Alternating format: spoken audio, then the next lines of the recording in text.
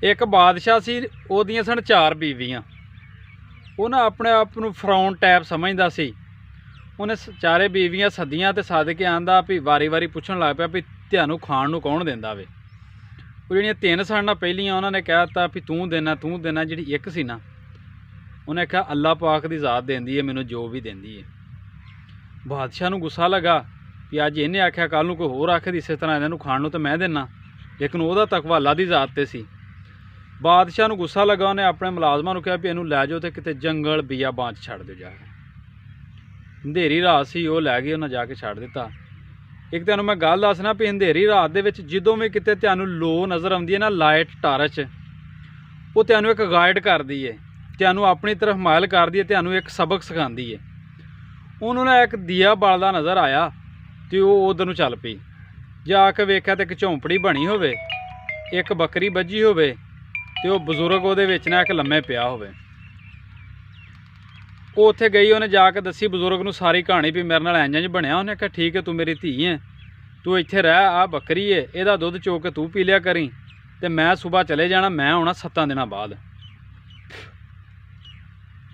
वो चला गया बजुर्ग। सुबह उठ के उस बादशाह शहजादी सी जिहड़ी, उन्हें इंज करना भी अद्धा दुध चो के ते पी लैना ते अद्धा उतों बच जाना, उन्हें प्याले च पा के ते बाहर रख देना। कोई नाग सी ते उन्हें आण के दुध पीना उत्थे। नाग ने जो दुध पी के ते खुश होना ना तो उहदे मूँह दे विच सी लाल, उन्हें ना लाल गलच जाना। बादशाह शहजादी सी, उन्होंने पता सी हीरे की कदर का, उन्हें वो हीरा चुक लेना।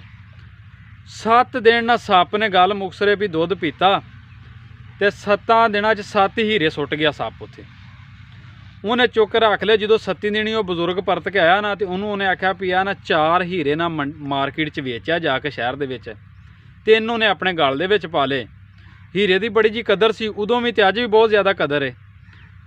जो उन्हें पा ले तो वेच के आया, पैसे लैके आया ना तो उन्हें आन के अपने महल शुरू कर दिते, मुलाजम रख ले। वो बादशाह तक ना धुम चली गई भी इधर कोई आया बड़ा अमीर खानदान है तो बड़ी ऐशो इशरत नाल जिंदगी गुजार रहा, बड़े मुलाजम रखे ने। बादशाह गया उहदे कोल ते जो बादशाह ने वेख्या भी ये तो वही मेरी बीवी है, तो बादशाह परेशान हो गया।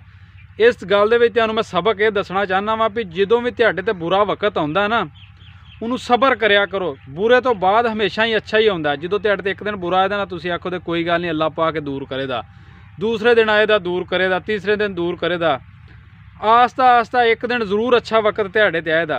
जो उन्होंने बादशाह ने उत्थे जंगल च छड्डिया सी, पता तो उन्होंने सी ना उस रात दे विच भी उहदी रात किवें गुजरी सी। असीं तो सिर्फ एक गल सुणाती। जिहदे ते बुरा वक्त हुंदा पता उन्होंने हुंदा मेरे ते किवें गुजरदा। लेकिन कई लोग आखते हैं कि जिंदगी अच्छा वक्त एक बारी आउंदा, लेकिन मेरा अपना ज़ाती तजर्बा है कि मैं ना जिंदगी कई बारी अच्छा वक्त इंसान तो आंदा, बस थोड़ा जिहा सबर करया करो। फिर इसे गल तो आंदे ना सबर का फल मिठा हुंदा। अगर गल चंगी लगे तो लाइक शेयर जरूर करें।